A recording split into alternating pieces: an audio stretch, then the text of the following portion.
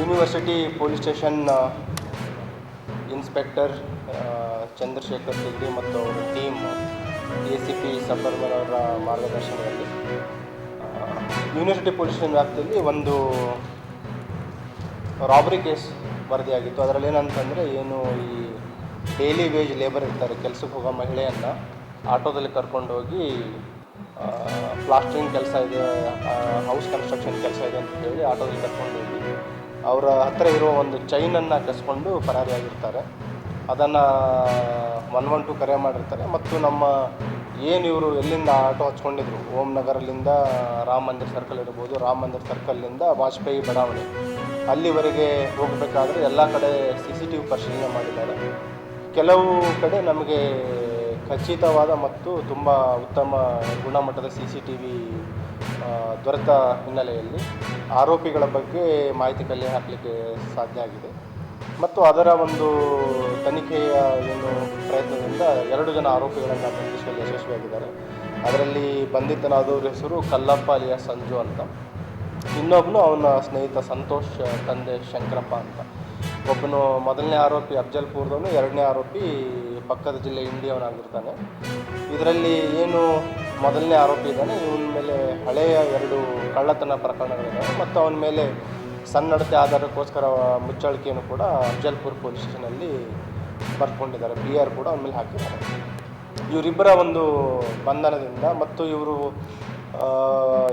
ಬಂಧನ ಆದ ನಂತರ ವಿಸ್ತೃತವಾದ ವಿಚಾರಣೆಯಿಂದ ಮೊದಲನೇ ಆರೋಪಿ ಇದ್ದಾನೆ, ಇವನು ಅವನ ದಿನನಿತ್ಯದ ದುಂದು ಖರ್ಚಿದೆ, ಅದಕ್ಕೋಸ್ಕರ ಈ ರಾಬ್ರಿ ಮಾಡುವಂಥದ್ದು ಮತ್ತು ಕಳ್ಳತನ ಮಾಡುವಂಥದ್ದು ರೂಢಿಗತ ಆಗಿರುವಂಥದ್ದು.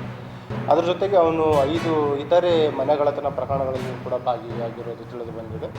ಅದರಲ್ಲಿ ಎಲ್ಲವೂ ಕೂಡ ಇತ್ತೀಚೆಗೆ ಆಗಸ್ಟ್ ತಿಂಗಳಲ್ಲಿ 2 ಮನೆಗಳ್ಳತನ ಪ್ರಕರಣ ಆಗಿತ್ತು.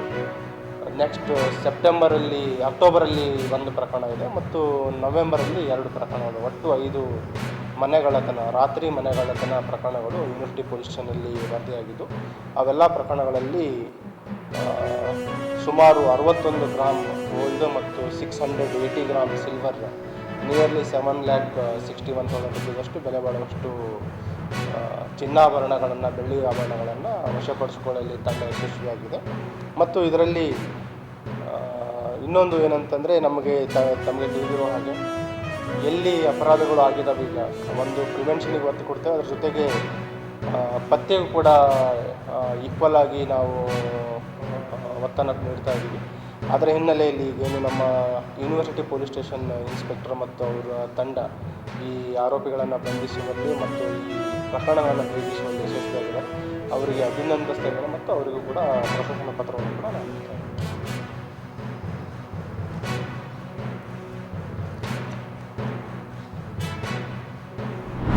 ಇವತ್ತು ಪತ್ರಿಕಾಗೋಷ್ಠಿಗೆ ಮತ್ತೊಮ್ಮೆ ಸ್ವಾಗತವನ್ನು ಕೋರ್ತಾ,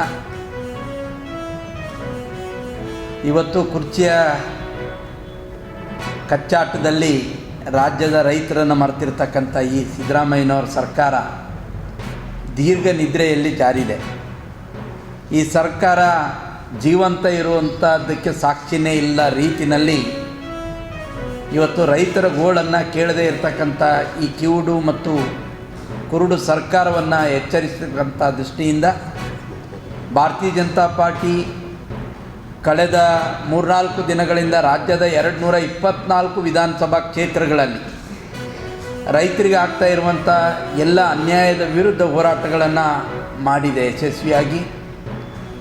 ಮುಂದಿನ 3-4 ದಿನಗಳ ಕಾಲದಲ್ಲಿ ಭಾರತೀಯ ಜನತಾ ಪಾರ್ಟಿ ಇಡೀ ರಾಜ್ಯದ ಎಲ್ಲ ಜಿಲ್ಲಾ ಕೇಂದ್ರಗಳಲ್ಲಿ ಒಂದು ರೈತ ಪರವಾಗಿರುವಂಥ ದೊಡ್ಡ ಹೋರಾಟವನ್ನು ಮಾಡಬೇಕು ಅಂತಕ್ಕಂಥ ದೃಷ್ಟಿಯನ್ನು ಇಟ್ಕೊಂಡು ಇವತ್ತು ಭಾರತೀಯ ಜನತಾ ಪಾರ್ಟಿ ಕಲಬುರಗಿ ಜಿಲ್ಲೆಯಲ್ಲೂ ಕೂಡ ಬರುವಂಥ ಡಿಸೆಂಬರ್ 6 ರೈತರ ಒಂದು ಬೃಹತ್ ಚಳುವಳಿಯನ್ನು ಎಲ್ಲ ರೈತಪರ ಹೋರಾಟಗಾರರ ಬೆಂಬಲದೊಂದಿಗೆ ಕಲಬುರಗಿ ಮಹಾನಗರದಲ್ಲಿ ಮಾಡಬೇಕು ಅಂತಕ್ಕಂಥ ವಿಚಾರವನ್ನು ನಾವು ತೀರ್ಮಾನ ಮಾಡಿದ್ದೇವೆ.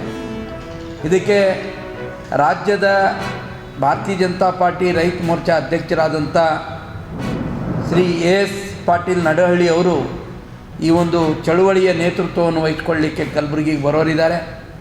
ಅದರ ಜೊತೆಗೆ ಪಕ್ಕದ ಬೀದರ್ ಜಿಲ್ಲೆಯ ಭಾರತೀಯ ಜನತಾ ಪಾರ್ಟಿಯ ರಾಜ್ಯ ಕಾರ್ಯದರ್ಶಿಗಳು ಮತ್ತು ಶಾಸಕರಾದಂಥ ಶೈಲೇಂದ್ರ ಬೆಲ್ದಾಳೆ ಅವರು ಈ ಒಂದು ಹೋರಾಟವನ್ನು ಯಶಸ್ವಿ ಆಗ್ತಕ್ಕಂಥ ದೃಷ್ಟಿಯಿಂದ ಕಲಬುರಗಿ ಜಿಲ್ಲೆಯ ಪ್ರಭಾರಿಗಳಾಗಿ ನೇಮಕವನ್ನುಗೊಂಡಿದ್ದಾರೆ.